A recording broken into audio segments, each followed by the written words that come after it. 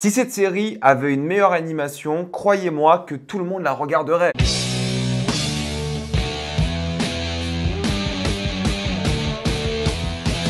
Invincible, saison 3. Comme d'habitude, jusqu'à la minute indiquée dans le titre de la vidéo, il n'y aura pas de spoilers, restez tranquille. Et vous pouvez même regarder cette vidéo si vous n'avez pas vu les premières saisons. Mais après, on va tout spoiler. Je ne vais pas vous faire le topo, vous savez tous ce que c'est Invincible aujourd'hui, au bout de la 3e saison. Mais j'avoue que je voulais pas forcément faire une critique de cette œuvre. Alors j'allais la regarder, mais je me suis dit que ça allait pas valoir le coup parce que la saison 2 m'a déchauffé à cause du mode de diffusion, les 4 épisodes et ensuite 4 épisodes des mois plus tard. Ça a un peu gâché le rythme et un peu l'inertie de la série. Mais là, ils ont tout diffusé d'un coup. Et j'avoue qu'au fur et à mesure des épisodes, je rentrais de plus en plus dedans. J'ai commencé à tout regarder vers l'épisode 3 ou 4, en tout cas la semaine de leur sortie. Et plus ça avançait, plus j'étais chaud, plus j'étais motivé, plus j'étais tenté. Je me suis dit, ok, je fais la vidéo en sachant que j'ai du taf si l'épisode final est bon. Et on est là. Mais je vais parler quand même des choses sérieuses. Hein. Disons les choses, c'est laid. Ça change pas, c'est laid, c'est moche. Je pense que pour une série qui a autant de budget, qui a une grosse entreprise comme ça derrière, c'est dommage que ce soit moche. Il y a beaucoup de redites dans les animations, il y a beaucoup de plans qui sont moches. Je trouve que les combats, tous hein, de la saison, sont assez affreux visuellement. Il n'y a rien qui donne envie. Heureusement que la direction artistique est pas mal, mais grosso modo, en termes d'animation, c'est pas bon quoi, disons les choses. C'est pas la pire chose que j'ai vue de ma vie, mais c'est pas bon, vu les moyens du bord, c'est pas bon. Surtout vu le calibre, vu la popularité, surtout à l'international, j'ai l'impression qu'en France, beaucoup moins de gens regardent. Et j'ai abandonné malheureusement l'idée que ce soit beau un jour. La saison 1 était bien meilleure visuellement, même la saison 2 je pense, même la saison 3, ça va pas du tout. Et bon, à la limite, c'est pas grave, j'ai abandonné l'idée, je vais me concentrer sur la DA, je vais me concentrer sur l'histoire. Et si c'est le prix à payer, que ce soit moche, et qu'en même temps on ait une saison par an, ok, parce que c'est dur de faire une série d'animation, ça prend du temps, surtout à haut calibre avec une belle animation. On l'a vu, hein, que ce soit 3 ans pour certaines séries ou 2, s'il faut attendre, on va attendre pour une bonne animation. Mais là, vu qu'ils veulent faire 7, 8 saisons, s'ils en font une par an et c'est moins joli, c'est pas grave.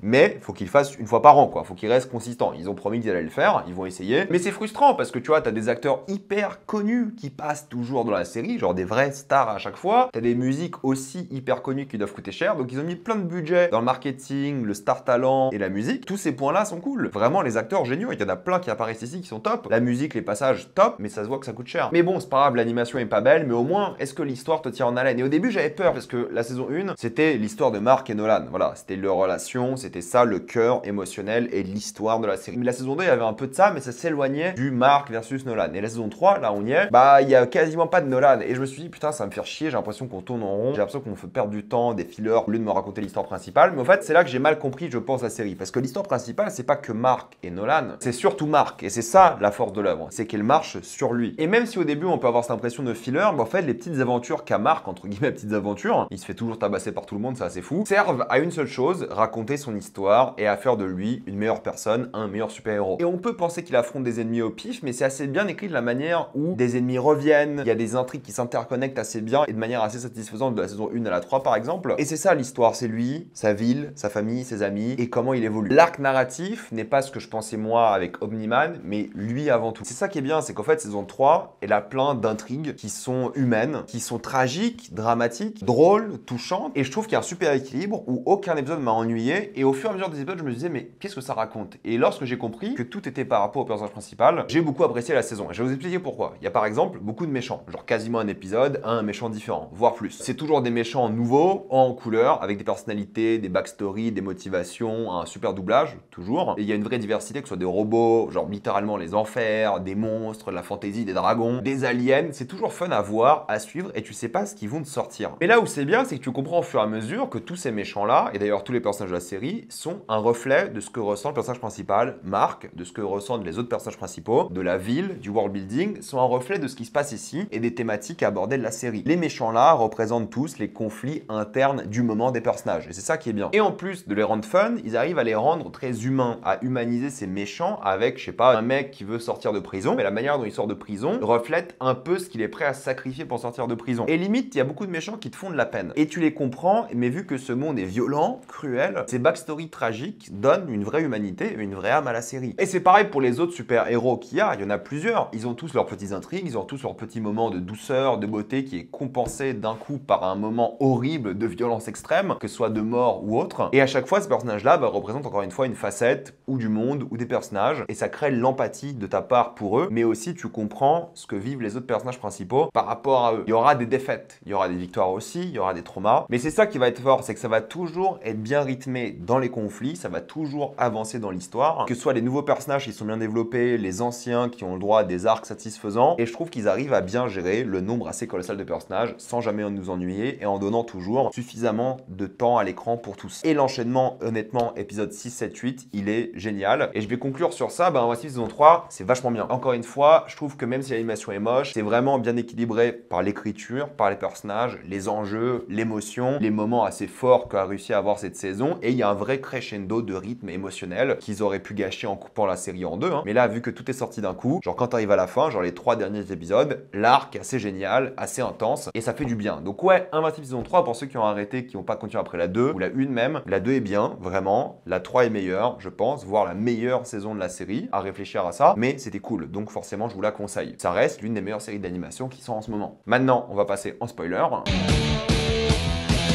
J'apprécie comment il passe de temps en temps du temps sur certains personnages, genre Cécile, sa backstory, le fait qu'il ait perdu sa peau, qu'il s'est sacrifié, hardcore, horrible visuellement, mais ça qui est fort, c'est que tu comprends pourquoi ce mec-là, il est à ce point anti-Marc entre guillemets, mais pas forcément anti-lui, mais il veut qu'il y ait une force sur Terre qui puisse se protéger elle-même sans avoir besoin d'aliens, sans avoir peur d'eux et se dire ok, en tant qu'humain, on est solide. On peut pas se permettre un autre Marc ou un autre Nolan, disons, qui s'oppose à nous. Si ça arrive, c'est foutu. Marc est encore jeune, mais plus tard, Omni-Man était bien plus âgé. Donc en fait, tu le comprends. Il déteste pas Marc, c'est pour ça qu'à la fin, il veut encore l'aider. Il veut juste rendre la race humaine indépendante et essayer de faire face à toutes les menaces par elle-même. Et c'est ça qui est fort, c'est que tu le comprends, il est super bien joué par Walton Goggins, qui est top, et ça le rend attachant, même s'il est opposé au notre personnage principal. Il y a une vraie dichotomie qui est bonne entre méchant et pas méchant. C'est un personnage un peu complexe et tu peux pas le détester, quoi. C'est ça qui est intéressant. Et Nolan, pour le coup, on le voit à peine, hein, genre Omni-Man, il a même pas un épisode. Il est techniquement en scène post-générique de 20 minutes d'un épisode, mais ça donne un peu son arc par la suite, lui qui va se rebeller face à son peuple, lui qui va vouloir sauver de plus en plus de personnes, lui qui aura le droit à son arc de rédemption, ça va être intéressant. Le fait qu'il soit pas beaucoup présent dans cette saison, je pensais que ça allait me saouler. En fait, non,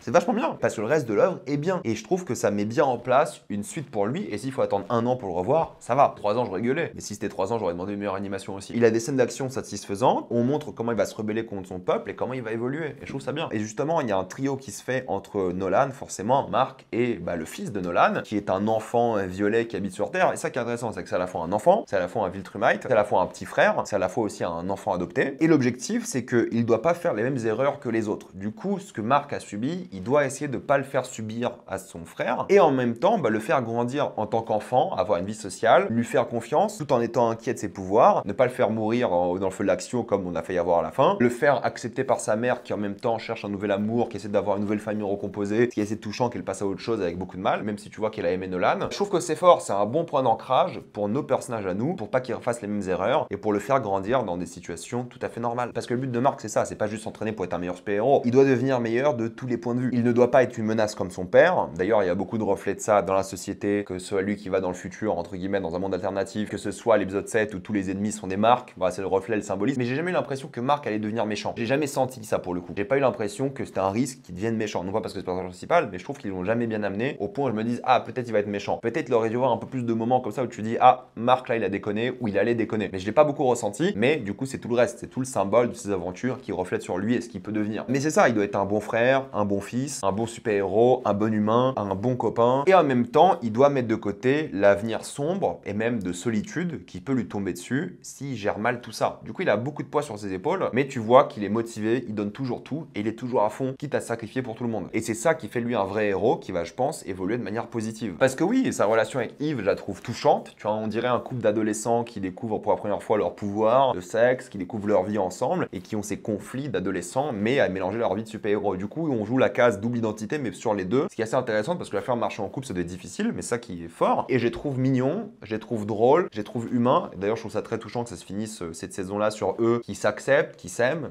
d'un point de vue intime. T'y crois et c'est beau. Et j'ai trouvé ça vachement bien. C'est un personnage que je trouvais vachement réussi encore une fois. D'ailleurs, elle, quand elle a fait son special, l'épisode sorti là, l'animation était meilleure. Ce qui fait chier, vraiment. Mais j'ai envie de parler un peu le dernier arc de personnage. J'ai beaucoup aimé le personnage interprété par Aaron Paul qui était top. Aaron Paul joue super bien d'ailleurs parce qu'il symbolisait de une la haine de la société envers des gens comme Mark qui ont causé beaucoup de dégâts sans forcément le vouloir, mais qui ont tué des gens, qui ont tué des familles. Le symbolisme que ses super pouvoirs viennent de la douleur qu'il s'inflige à lui-même ou que les autres lui infligent parce que c'est ça qui fait grandir et grandir sa haine et c'est ça qui le dévore. Du coup, c'est le symbolisme entre le pouvoir et le personnage. Donc sa douleur le consomme, le fait de ne pas avoir réussi à passer outre ses traumas le consomme tellement qu'il tue encore une fois sa nouvelle famille. Une violence assez absurde encore une fois, mais c'est ça qui est fort. Et en même temps, il y a un jeu sur le gag, vous savez que le titre qui apparaît, qui était vachement bien parce qu'au début tu te dis c'est un peu rigolo, ils ont jamais fait le gag auparavant, c'est une blague. Et plus le gag est fait, plus ça devient tragique ce personnage-là qui est consommé par la violence et la vengeance. Et tu vois que ça sert à rien. Et tellement qu'il est puni par ça. Donc j'ai trouvé que c'était un super personnage. Et du coup, l'épisode 7, c'est un peu satisfaisant de voir encore une fois cette destruction, cette violence et inquiétant parce que du coup, il y a plein de gens qui meurent et tu vois à quel point Mark serait dangereux. Parce que s'il y avait plein de Mark, c'est ce qu'on appelle les Ultrimites, du coup, il y en aurait eu plein, il serait en train de coloniser la Terre facilement. Là, on voit à quel point il serait dangereux. Du coup, ça met le monde devant ses marques. Et Steven Yeun a fait un super travail d'ailleurs, en se disant, ok, voilà, ça c'est un avant-goût de ce qui peut arriver. Donc le monde doit se réveiller. Et c'est satisfaisant et à la fois triste de voir tous ces gens que t'aimes mourir. Et ce qui est cool, c'est que lorsque l'épisode se finit, tu dis, ok, voilà, c'était la menace finale de la saison. L'épisode 8, ce sera un épisode un peu plus chill. Parce qu'il s'est passé beaucoup de choses, il y avait beaucoup d'enjeux, il y avait beaucoup de drames. Et le fait qu'un Viltrumite comme ça arrive, qui s'appelle Conquest en plus, tu dis, voilà le nom, tu dis que l'épisode 8 va être formidable. Et il l'est. Parce que Conquest est vraiment réussi pour plusieurs raisons. Il arrive au pire moment possible, ce qui crée encore plus de drame et de tension. Il est tout seul, et il a un nom qui s'appelle Conquest, et ça suffit pour te faire flipper. Genre, s'il s'appelle Conquest, c'est qu'il peut faire beaucoup de choses tout seul. Nos héros sont déjà blessés, voire morts, et le Mark est là face au truc auquel il se prépare depuis toujours. Et s'il n'arrive pas à battre ce mec-là, il a aucune chance. Donc il y a ce symbole entre lui qui a grandi, qui a évolué, qui doit affronter cet homme. Il y a encore énormément de destruction qui est moins satisfaisante cette fois-ci parce qu'elle est dramatique, on voit plein de gens mourir. Il y a un plan qui fait penser à la scène du métro évidemment. Et tu sens que là, dans la société, il n'y a pas de retour en arrière. Ce qui s'est passé là va changer drastiquement le monde. Et je trouve qu'il est bien développé entre sa solitude, tu vois que c'est un blessé de guerre, Jeffrey Dean Morgan qui fait un super travail en termes d'acteur pour le coup sur cette scène-là, il vole le show hein, clairement. T'as presque envie d'en savoir plus sur qui il est, sa backstory, d'où il vient, peut-être il y en aura, j'en sais rien. Et t'es stressé parce que tu sais que tout le monde peut mourir. Moi, quand Atom Eve était morte, j'y croyais pour le coup. Je pensais qu'elle était finie. Quand son frère a failli se faire démembrer, j'y croyais aussi. Surtout qu'il explique précisément comment il se fait démembrer, ce qui est hardcore de dire ça à un enfant. Et justement, le fait que Mark n'arrive pas à battre cet homme tout seul est le symbole de la série. Il a besoin de son couple de une, parce que c'est Atom Eve qui ressuscite. Je sais pas comment ça fonctionnait, mais voilà, elle est de retour. Qui l'aide, et c'est un truc qu'il doit faire ensemble. Il a failli faire le sacrifice ultime. De toute façon, il a plus de bras, il est cassé de partout, il est KO. Mais il pourra pas faire ça seul. C'est ça le message. Mais on a passé un cap. S'ils ont réussi à battre Conquest, ils peuvent le faire. Et j'aime beaucoup qu'après sa mort de Conquest, entre guillemets, ils prennent le temps pour les funérailles, ils prennent le temps pour la fin, ils rushent pas ce moment qui est important. Ça finit sur l'amour entre les deux, ça tease plein d'intrigues avec une super musique, encore une fois, ça coûte cher, hein. Et toutes les intrigues me donnent envie, même celles qu'on a déjà vues et celles qui donnent encore plus envie et les nouvelles, bref, ça donne envie de voir la suite. Donc ouais, c'était réussi. Et si ça sort tous les ans, genre je sais pas, en février, mortel en vrai. Et cette saison était bien. Voilà, je vais m'arrêter là. Mettez-moi dans les commentaires ce que vous en avez pensé. Avez-vous adoré ou détesté? J'ai envie d'avoir votre avis. Pensez à vous abonner à la chaîne pour voir les prochaines vidéos. Mettez un j'aime, ça aide beaucoup la chaîne. Suivez-moi sur tous mes réseaux pour plus de contenu court ou des lives. Et moi, je vous dis à la prochaine fois. Salut à tous.